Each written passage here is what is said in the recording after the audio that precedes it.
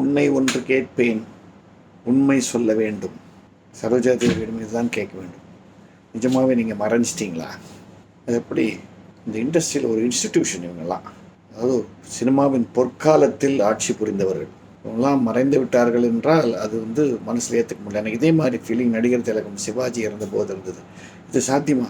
இவங்களாம் இறக்க முடியுமா? இவங்களுக்கு மரணம் உண்டான்னு தான் எனக்கு தோணுது. அப்படி தான் எவ்வளவு வருஷத்து ஃப்ரெண்ட்ஷிப்பு, எத்தனை வருஷம் சின்ன வயசுலேருந்து பார்த்து வளர்ந்ததுக்கப்புறம் அவங்கள தெரிஞ்சப்புறம் எங்கள் 2 ஃபேமிலி ஸ்கூலில் அந்த ரிலேஷன்ஷிப். நான் மாதம் ஒரு தரம் ஃபோனில் அவங்கக்கிட்ட பேசுவேன். பெங்களூருக்கு நான் போனால் கண்டிப்பாக அவங்கக்கிட்ட பேசாமல் வரமாட்டேன். அவங்களுக்கு என் நாடகம் இருந்தால் அவங்கள அழைக்காமல் வரமாட்டேன் நான். அதே மாதிரி அவங்க சென்னைக்கு வந்தால் ஒரு ஃபோன் அடித்து ஏதாவது பேசி கிண்டல் பண்ணுவாங்க. அதுலேயும் எனக்கு அவங்களுக்கு என் மனைவி சுதான்னா ரொம்ப இஷ்டம். ஏன்னா சுதா ஒரு பைத்தியக்காரத்தனமான ஃபேன் சரோஜா தேவிக்கு. உண்மையை சொல்ல போகணுன்னா, என்னுடைய மேரேஜும் போது நான் போட்ட கண்டிஷன் என் ஒய்ஃபுக்கு என்னென்னா, உனக்கு சிவாஜியை பிடிச்சிருக்கணும், எம்எஸ் விஸ்வநாதனை பிடிச்சிருக்கணும்னு.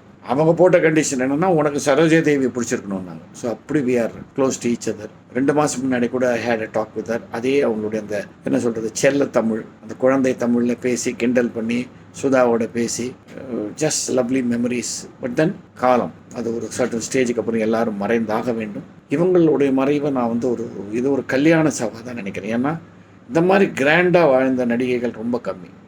கடைசி வரைக்கும் அவங்களோட டிக்னிட்டியோடு வாழ்ந்தாங்க. அவங்க ஃபேட் அவுட் ஆனாங்கன்னு சொல்லவே முடியாது. சினிமாலேருந்து ரிட்டையர் ஆனப்புறம் பல முக்கியமான பொறுப்புகளை வகித்தாங்க சினிமா இண்டஸ்ட்ரியிலேயே. கர்நாடகாலையும் பெங்களூர்லேயும் அவ்வளோ மதிப்பு அவங்களுக்கு.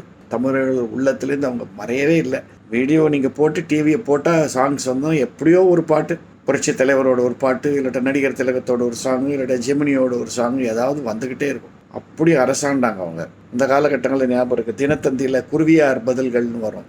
அதில் ஒரு டெய்லி ஒரு 10 கேள்வியாவது சரோஜா தேவி பற்றி தான் இருக்கும். அப்படி she was a queen. But அந்த மாதிரியே ராயலாக இருந்தாங்க.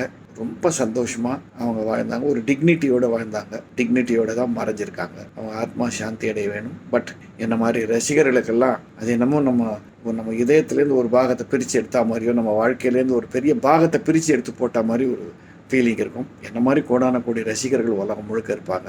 அவங்க சார்பில் அவங்க ஆன்மா சாந்தி அடைய வேண்டும். ஓம் சாந்தி.